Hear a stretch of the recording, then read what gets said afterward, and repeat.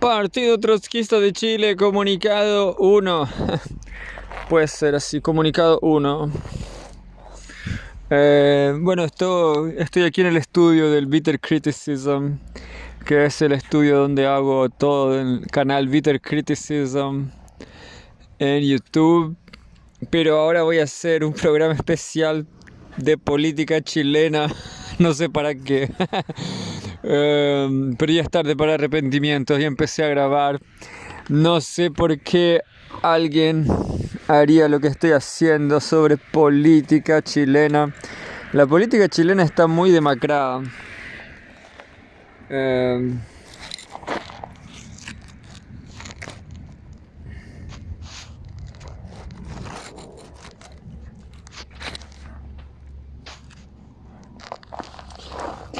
Se puede discutir, sí.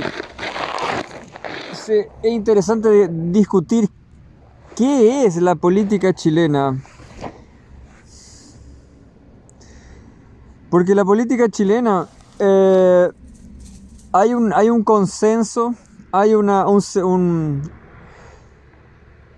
consenso, no sé si se dice consenso, yo creo que se dice, yo la verdad es que confundo el portugués con el castellano, pero hay un consenso, un acuerdo tácito de que la política chilena no acepta cambios o la política chilena no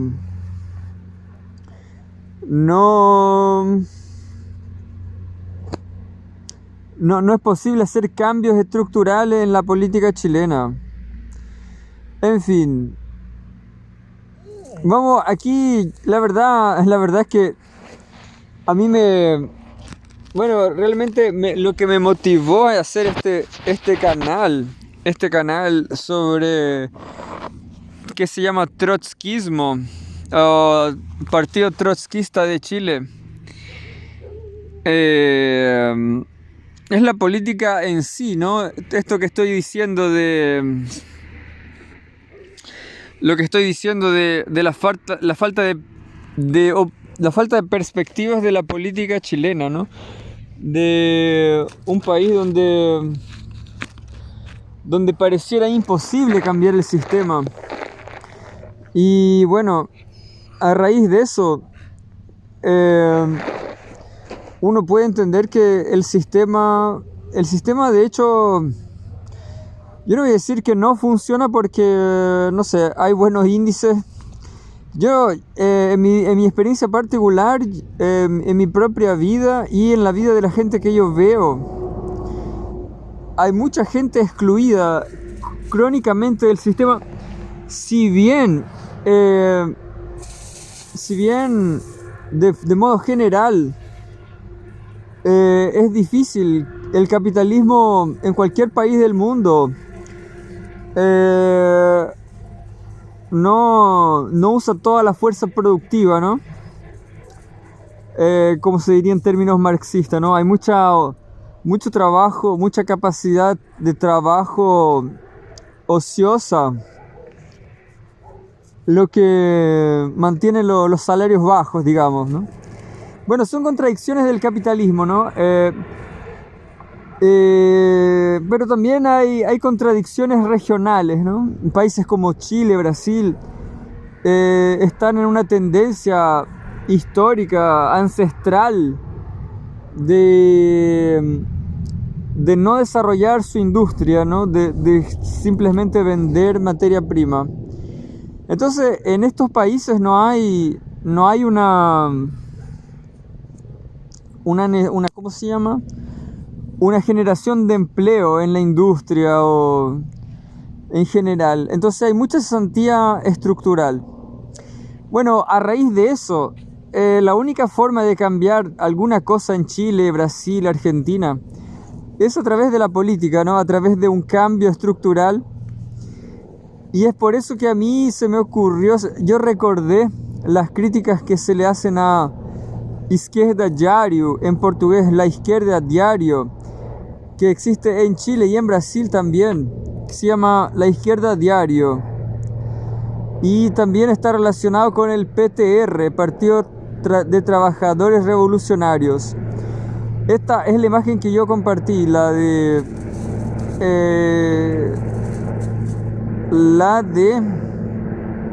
este diario en Chile, que supuestamente es relacionado a este PTR, que supuestamente es trotskista. La cuestión es que yo solo escuché comentarios sobre este diario no ser el real trotskismo, o en muchos casos el trotskismo se usa para golpear a la centro izquierda. Entonces el trotskismo se entiende como una herramienta del imperialismo también. Una herramienta para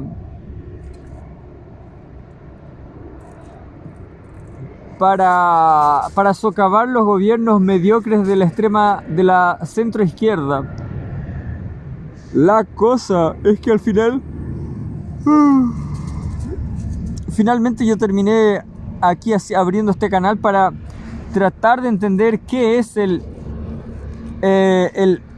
PTR, que tiene este Izquierda Diario, que también tiene una sucursal en Brasil. Si esto es la verdad es que yo voy a leer un poco y después voy a averiguar en ChatGPT en ChatGPT, pero a mí me parece que este diario, La Izquierda Diario, o en portugués Esquerda Diario, es una conspiración, es una conspiración imperialista contra la centroizquierda, contra cualquier iniciativa progresista. Pero en fin, vamos a leer. Gabriel Boric, condonación del CAE, un alivio real o un nuevo negocio para los privados. Ese es el título de la noticia. Esta noticia es de Benjamín Vidal. Juventud, Gabriel Boric, condonación del CAE, un alivio real o un nuevo negocio para los privados. El proyecto de ley presentado por el presidente en cadena nacional busca que los deudores repacten su deuda, mientras el Estado paga a los bancos. También incorpora un nuevo sistema de financiamiento que mantiene la lógica de subsidio a las universidades privadas. Aunque promete aliviar a quienes cargan con el CAE, la propuesta podría perpetuar el negocio educativo y dejar sin resolver las crisis de fondo en la educación chilena. Yo no entendí, la verdad, cómo esto mejoraría, ¿no?, la situación de los estudiantes. Vamos a leer todo. A las 21 horas de este lunes, el presidente Gabriel Boric salió en cadena nacional para anunciar un proyecto de ley que deberá ser discutido y votado en el Congreso Nacional. Se trata nada más ni nada menos de la propuesta de fin al CAE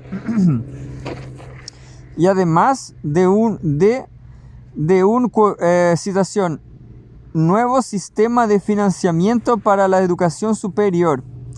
Según Boric, de aprobarse este proyecto, todos tendrán un porcentaje de su deuda condonada, pero este se definiría por medio de distintos medidores: si la persona egresó o no de su carrera, si tiene o no la deuda al día, o de acuerdo al número de cuotas que ha pagado hasta la fecha. De esta forma, tras la condonación, dinero que el Estado le pagaría a los bancos, el proyecto busca incentivar que las y los endeudados paguen el 75% del saldo. Con esto, el resto lo pagaría el Estado. Quienes no puedan, se les programará con cuotas proporcionales a sus ingresos, con un tramo exento de pago y cuotas que serán siempre más bajas. que las que actualmente pagan, dijo el presidente como quien vende un nuevo plan de celular a sus clientes. Es cómico, pero bueno, Chile, yo siempre lo digo en portugués, en el Bitter Criticism. Yo diría que Brasil no está tan... la derrota de los trabajadores en Brasil no es tan acentuada como la derrota de los trabajadores en Chile. De esta forma, tras la condonación, dinero que el Estado le pagaría a los bancos, el proyecto busca incentivar que las y los endeudados paguen el 75% del saldo con el resto. Con esto, el resto lo pagaría el Estado. Quienes no puedan, se les programará con cuotas proporcionales a sus ingresos, con un tramo exento de pago y cuotas que serán siempre más bajas que las que actualmente pagan, dijo el presidente, como quien vende un nuevo plan de celular a sus clientes. Según indicó, del 1.200.000 personas que actualmente son deudores del CAE, aproximadamente 75.000 personas quedarían con su deuda saldada. Claramente la crisis en la que se encuentra este modelo educativo, heredado de la dictadura, impide que éste siga manteniéndose tal como está. Crisis totalmente acrecentada con el caso de la ex ministra de Educación Marcela Cubillos, quien al recibir durante 4 años un sueldo mensual de 17 millones de pesos prácticamente sin trabajar, develó cómo, con el negocio de las universidades privadas como la San Sebastián, los privados se llenan los bolsillos de dinero en base a recursos del Estado y de la deuda de millones de personas. Esto puede ser todo verdad, pero repitiendo, quizás Boric es positivo para el pueblo chileno. La verdad es que el atraso, la derrota de los chilenos es tan acentuada que yo no sabría decir si la izquierda diario está apoyando a Kast o si Boric está apoyando a Kast, ¿entienden? En la próxima elección, en la próxima cita, en 2 años más, creo. Bueno, entonces yo diría que Boric, la izquierda diario y Kast son de la derecha. Por su parte, la morosidad, es decir, personas que derechamente ya no estaban pagando el CAE, expresión de esta crisis, se encuentra superando los 540.000 personas, cifra del 2023, según datos de la Comisión Ingresa, entidad pública que administra los créditos de la educación superior.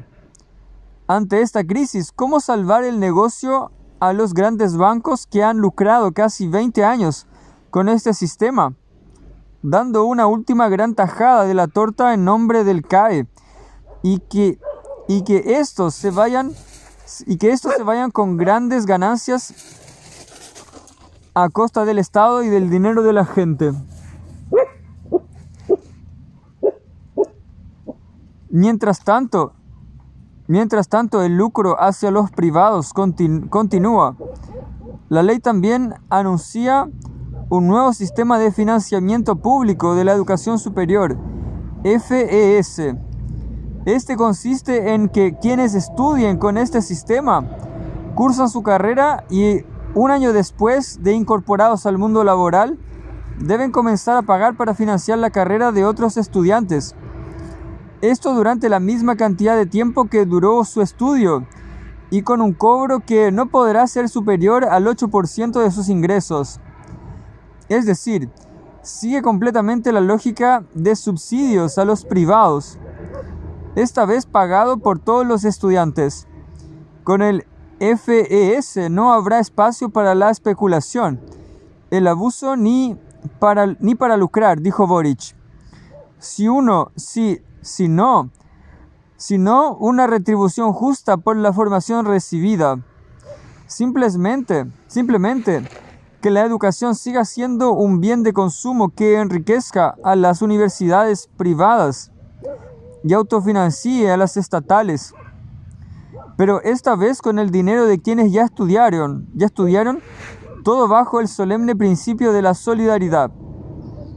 Bajo esta explicación de Boric, este sistema vendría siendo una especie de impuesto a los estudiantes, en el que no especifica qué pasa con la gratuidad tras su implementación. Si ahora los estudiantes que estudian con gratuidad deberán someterse al principio de solidaridad y pagar cuando terminen sus carreras, o será un sistema combinado en el que mientras estudiantes financian la educación después de estudiar sus carreras,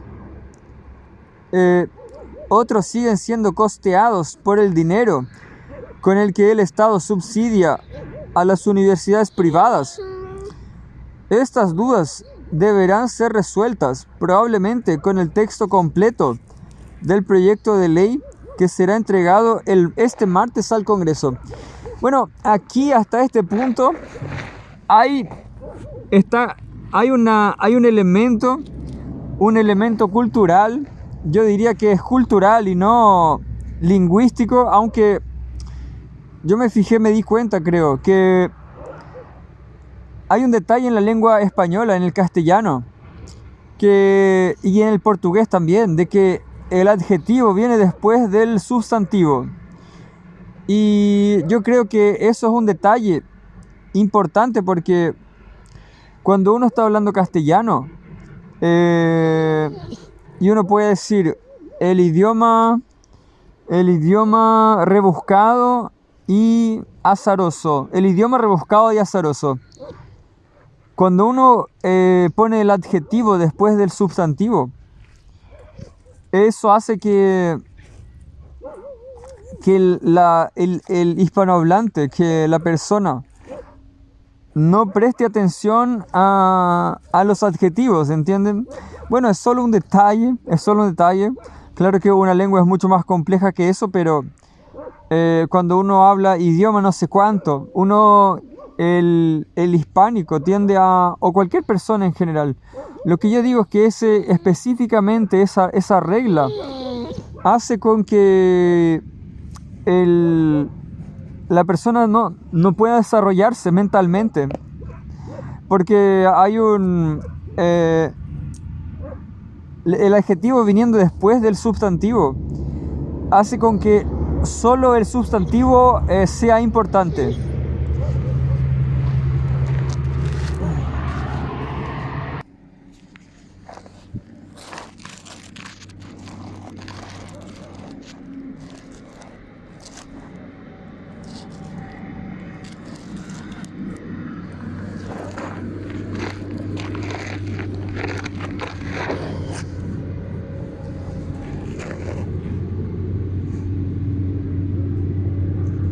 Bueno, entonces hay una especie de subdesarrollo a través de la lengua del castellano. Esa es mi opinión, que yo creo que en algún momento en el pasado algún gobernante español, algún rey de España decidió que la norma del idioma debería ser el sustantivo primero y después los adjetivos, para que la gente no piense, ¿entiendes? Para que los hispánicos no pensaran.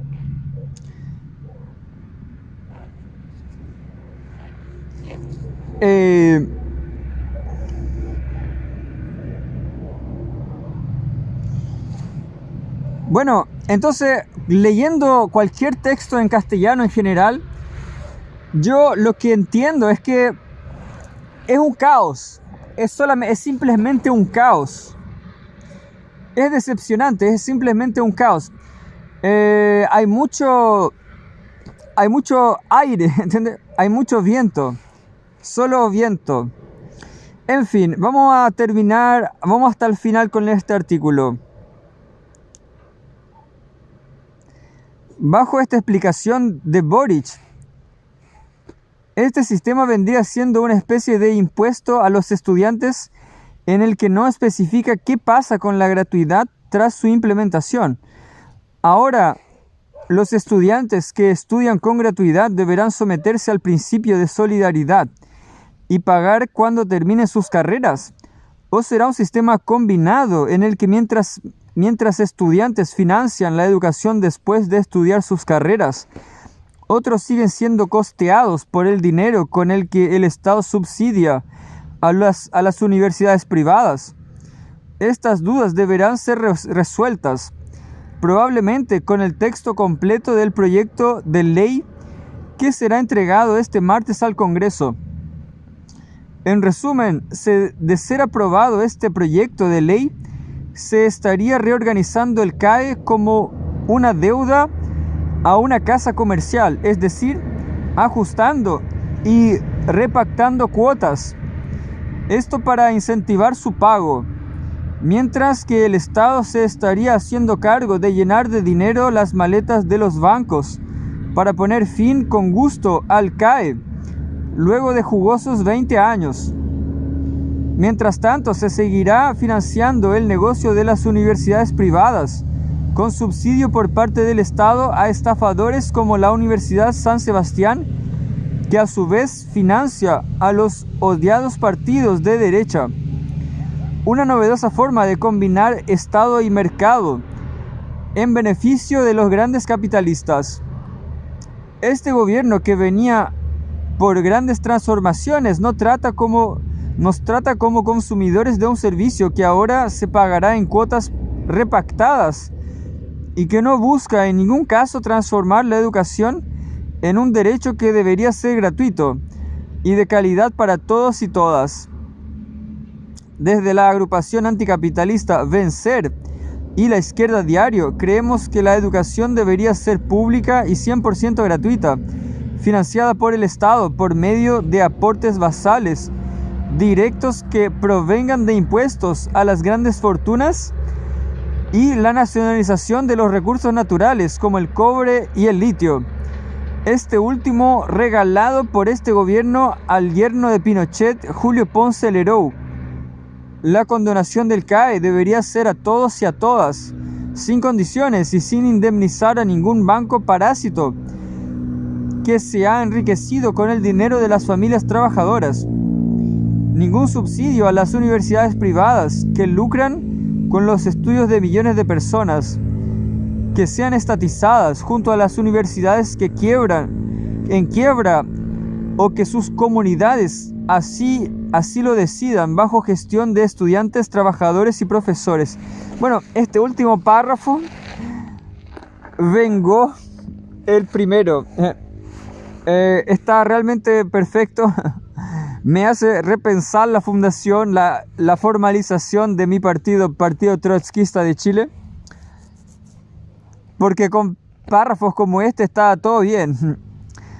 En fin, para acabar con el mercado en la educación y el negocio de los capitalistas, con lo que debería ser un derecho, es necesario volver a rearticular y organizar el movimiento estudiantil bajo un programa claro que enfrente a los grandes empresarios y busque chocar con sus ganancias, pues nuestros derechos no van a conquistarse en un parlamento podrido con una ley que sigue beneficiando a los empresarios, sino que con la movilización y organización de base de miles de estudiantes junto a la clase trabajadora. Por lo mismo es necesario impulsar una corriente política a nivel nacional que luche en cada espacio por la unidad obrera estudiantil y por la autoorganización en base a asambleas deliberantes, que dispute los organismos estudiantiles a la burocracia que los mantiene pasivos, pues son los mismos partidos que celebran estas formas que no benefician al pueblo trabajador y que la siguen condenando a vivir arrodillados ante los grandes empresarios esclavizantes. Bueno, hay otra noticia relacionada. Abajo el negocio capitalista en la educación. la condonación del CAE debería ser sin indemnizar a los bancos. En fin, yo les digo esto muy abiertamente, Brasil no cayó tan bajo. Brasil sigue teniendo universidad simplemente pública. Y si eso no fuera maravilloso, también hay becas para que el estudiante sobreviva. Entonces, qué sé yo.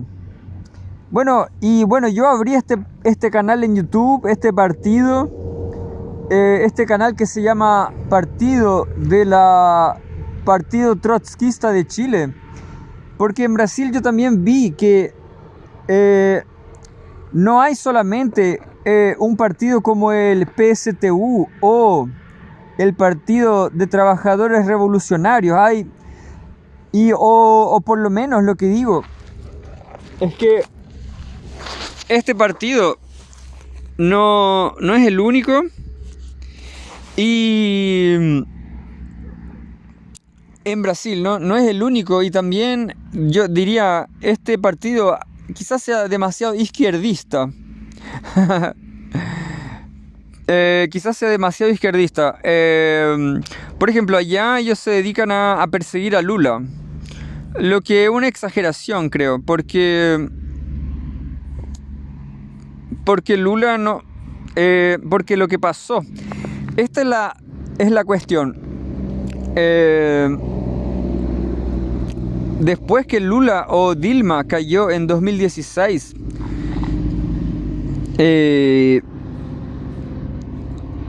Brasil se vino abajo. Brasil peoró mucho. Entonces, lo que yo diría es que los partidos de extrema izquierda, que también hicieron campaña para que el PT saliera del poder, ellos ayudaron a la derecha. Entonces, yo no diría que ellos fueron importantes o que alguien los conozca en Brasil. Nadie los conoce. Bueno, voy a leer solo una noticia más, que yo no estoy seguro sobre la relevancia, porque esto, lo que me parece de los hispánicos en general,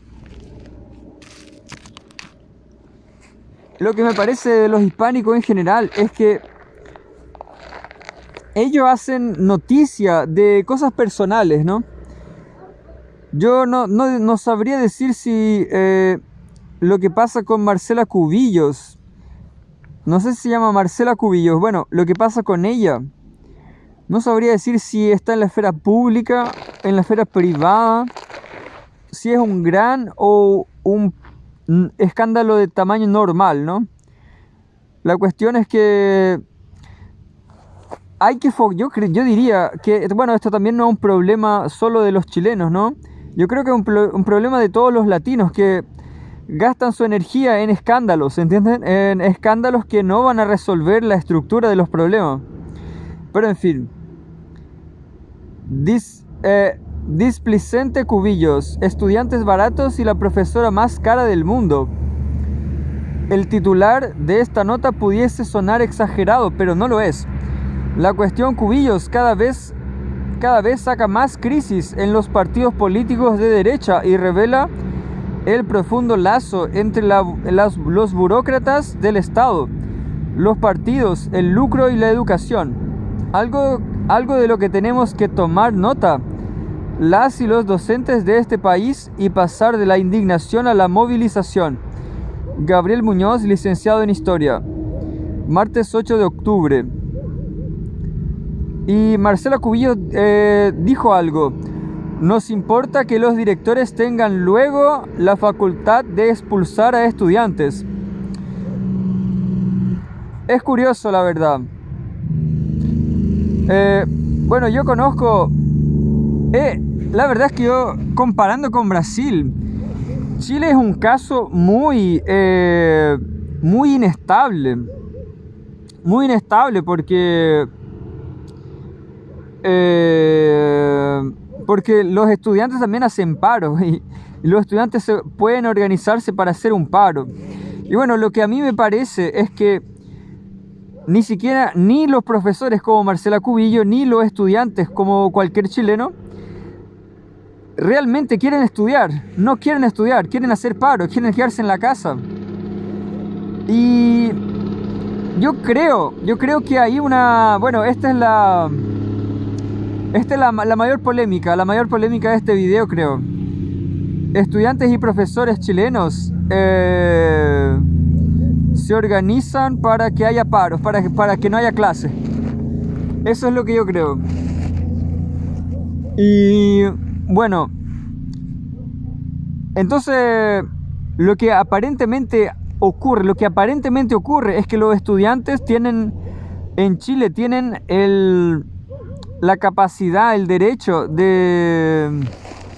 diría la prerrogativa, quizás, no estoy seguro si existe esa palabra en castellano, la prerrogativa de parar las clases, lo que en Brasil no existe. Yo creo que ni siquiera en las universidades privadas los estudiantes pueden parar las clases. Yo diría que es por una cuestión de autoritarismo ancestral en Brasil, pero también por una cuestión de poder, porque los estudiantes no pagan, ¿entiendes? Los estudiantes no pagan mensualidad en las universidades públicas. Quizás sí hacen paro en las privadas, pero en las públicas no. Y bueno, y porque no pagan, no tienen, yo creo que no tienen ese derecho, pero hoy en día yo creo que ese derecho o el fenómeno del paro en las universidades chilenas es mentira, es un acuerdo. Es un acuerdo entre profesores y alumnos para no haber clase, ¿entiendes? De hecho, yo soy la única persona en todo Chile que quisiera seguir con las clases, no importa nada, ¿entiendes? No importa lo que diga un profesor, no importa nada, ¿entiendes? No importa, la universidad no se puede, no puede parar porque quieren parar, ¿entiendes? No es porque quieren parar que pueden parar, no pueden parar, ¿entiendes? No pueden parar. Pero sí, hay que reconocer, hay que analizar que Chile también es un país donde no se produce nada, ¿entiendes? Es un país donde solo se saca cobre y litio, y nada más, y vino, y frutilla, y uva, y nada más. Entonces, es un país donde no hay estímulo, no hay incentivos para estudiar, como lo decía en el otro canal. Vamos a leer esta noticia hasta el final. Un video de 47 minutos. Un académico de universidades como Columbia o Harvard, consideradas las más prestigiosas del mundo, gana cerca de 14 millones. El mayor sueldo de la Universidad de Chile es de 12 millones. Para docentes con jornada completa, doctorado, docencia e investigación. Quizás Cubillos era la profesora más cara del mundo y no lo sabíamos. ¿Qué hizo Marcela Cubillos cuando fue ministra de Educación?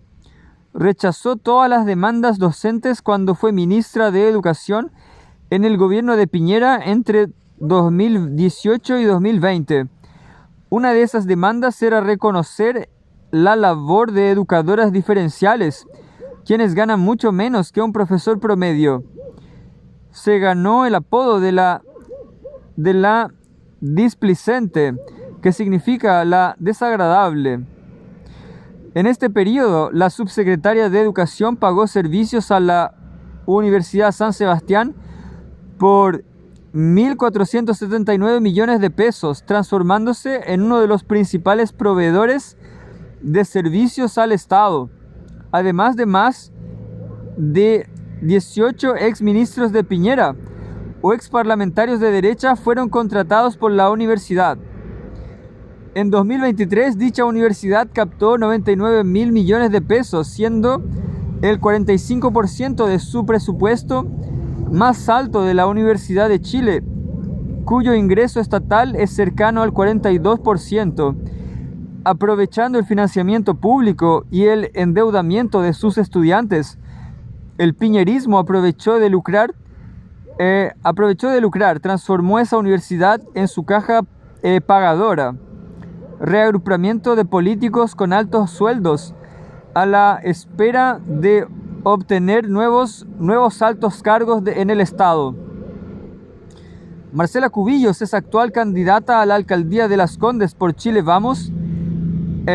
Ha recibido 31 millones en aportes para su campaña, donde figuran grandes empresas y grupos financieros como Juan Sutil y Patricio Parodi. Educación escolar en crisis. Los profesores y profesoras de aula en Chile, según el portal mifuturo.cl, reciben un sueldo promedio de 900.000 pesos, es decir, Marcela Cubillos por un trabajo mucho menor gana 18 veces el sueldo de un profesor de aula. La mayoría de los profesores y profesoras en Chile no trabaja jornada completa, por lo que la cifra promedio de ingresos es aún más baja, similar al promedio nacional incluso. El 70% de los trabajadoras en Chile ganan menos de 700.000 pesos líquidos. Consideremos que ese sueldo docente corresponde a jornada completa, atendiendo a cerca de 400 estudiantes o más por semana, jefatura de curso, entrevistas con apoderados y otras actividades pedagógicas. El valor de subvención educacional escolar, el financiamiento que hace el Estado por estudiante, para un estudiante de educación técnico profesional es de 96.800 pesos al mes, es decir, 4.400 pesos por día. Cubillos por día ganaba 772.000 pesos, equivalente a 175 subvenciones mensuales. En medio de una crisis educacional, con deserción escolar, escasos recursos y una docencia con agotamiento y agobio, la derecha se da el lujo de abultar sus sueldos con fondos públicos. Además, las comunidades educativas cada vez más denuncian problemas de infraestructura. En Valparaíso, 2 jóvenes resultaron con graves lesiones tras destruirse una tarima en donde estaban. En marzo, la comunidad educacional de Antofagasta supo de la muerte de la profesora Catherine Yoma, tras años de acoso laboral y persecución. Antes de morir, la profesora había sufrido una reducción significativa de su sueldo. Misma situación sucedió con Álvaro Muñoz, profesor de la comuna de Molina. Pasemos de la indignación a la movilización contra el lucro. Es hora de decir basta al lucro en educación y a la educación pública en crisis. Es momento de realizar asambleas entre trabajadores de la educación, estudiantes y apoderados para discutir qué educación hace falta en este país.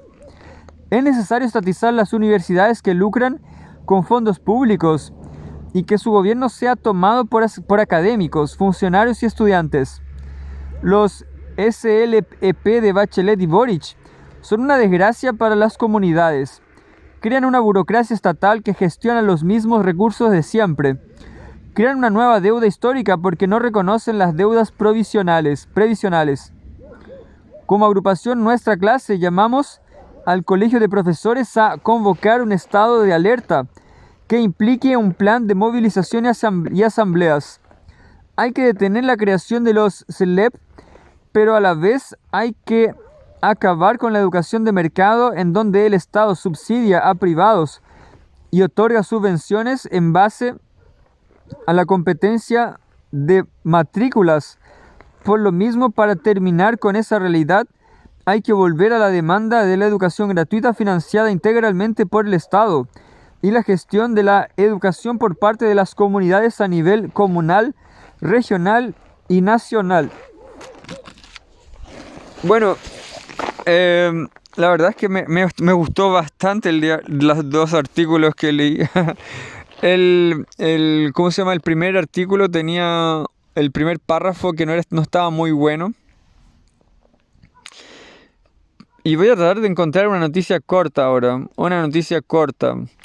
Y bueno, infelizmente yo no tengo la menor idea qué otro diario chileno existe. Pero digamos que Ciper se puede leer. No estoy seguro, Ciper Chile. La gente habla de Zipper Chile. Vamos a tratar de leer una noticia rápida, corta, de Zipper Chile. Efecto de artículos difundidos por Zipper. Paradise Papers, Panama Papers y Bahama Leaks. Más de 1.500 millones de dólares espera recaudar el SII tras fiscalizaciones originadas por reportajes sobre paraísos fiscales.